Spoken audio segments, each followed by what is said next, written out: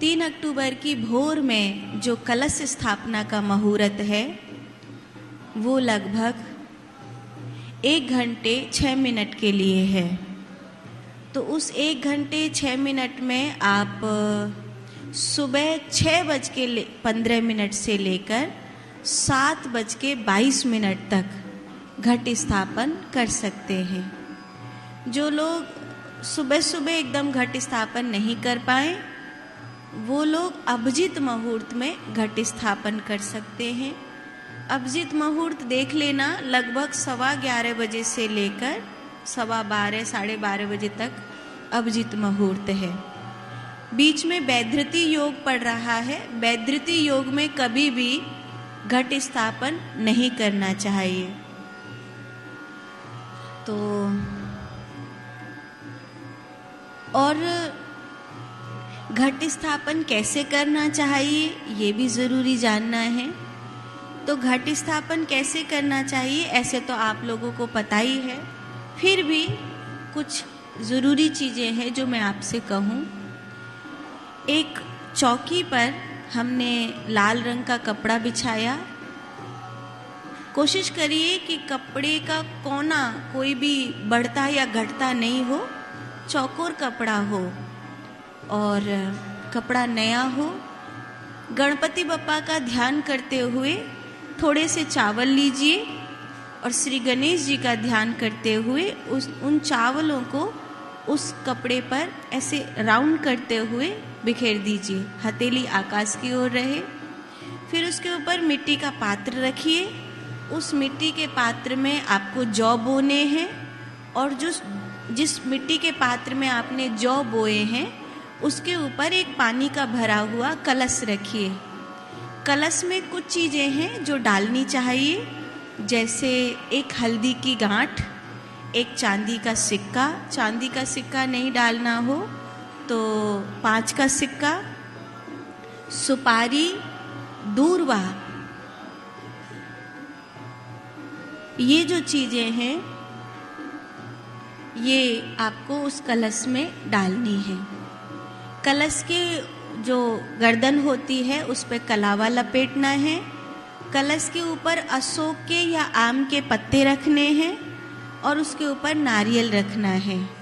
नारियल पे खाली नारियल नहीं रखते हैं, उस पे चुन्नी लपेट करके कलावा बांध दीजिए और तब उसको रखिए। अगर चुन्नी उपलब्ध नहीं हो तो नई साड़ी कोई भी वो आप रख सकते हैं। वो आपका कलश स्थापन हो गया। फिर वहाँ दिया जलाइए। माता रानी का कोई मंत्र, कोई यंत्र हो, कोई तस्वीर हो, कोई मूर्ति हो, उसको स्थापित करिए और मैया रानी को प्रणाम करके आप इस प्रकार कलश स्थापन कर सकते हैं।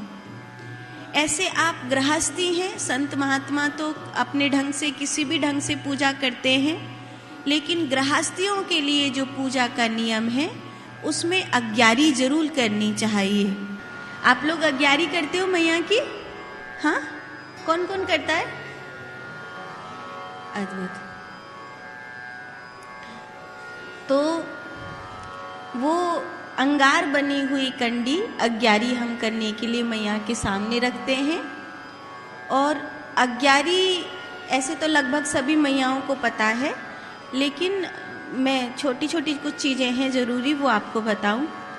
साबुत लौंग लेनी चाहिए। कभी भी फूल टूटी हुई लौंग अग्यारी में नहीं लेते हैं। जो साबुत लौंग हो, जिसमें फूल साबुत हो लौंग का, वो लेना चाहिए।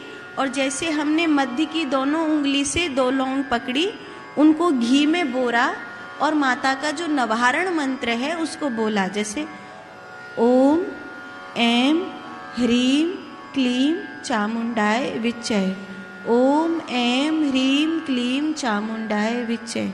मैया के मंत्र को बोला और वो दोनों लौंग घी में जो बुरी हुई हैं उनको चढ़ाया। चढ़ाते समय कभी भी हाथ ऐसे नहीं रखना चाहिए, हमेशा हाथ हथेली आकाश की ओर रखनी चाहिए।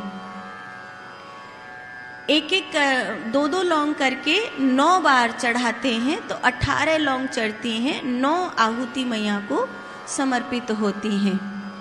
और उसके बाद बतासे की आहुति देते हैं। तो 2 बतासे हाथ में लिए, उनको भी घी में बोरा और उनको भी नवारण मंत्र बोलते हुए चढ़ाया।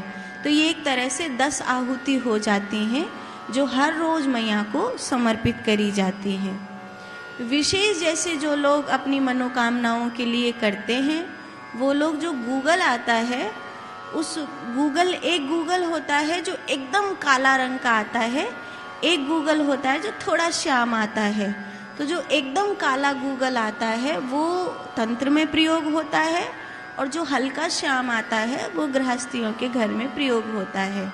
तो उस गूगल का हिस्सा लिया और 5 बार गूगल की आहुति, वो भी घी में बोर करके उसको मैया रानी को चढ़ाई होती। जब भी गूगल की आहुति देते हैं तो ज़्यादातर लोग नवारण मंत्र नहीं बोलते हैं, मैया के जो दुर्गा सप्तशती के मंत्र हैं, जैसे किसी की कोई कामना होती है, किसी की कोई कामना होती है, तो दुर्गा सप्तशती में अगर आप पीछे के पन्नों में देखोगे तो वहाँ पर दुर्गा सप्तशती में से ही कुछ मंत्र लिखे हुए रहते हैं कि ये मंत्र इस मनोकामना के लिए बोला जाता है।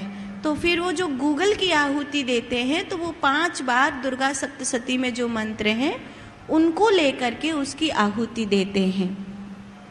ऐसे कई लोग जो बेलपत्र होता है, उस बेलपत्र पर जो आगे वाला हिस्सा है बेलपत्र का, उस पर सिंदूर लगाकर, रोली लगाकर या चोला लगाकर वो भी मैया रानी को उनके चरणों में चढ़ाया जाता है, जिसे नवरात्रि में चढ़ाना बहुत शुभ माना जाता है।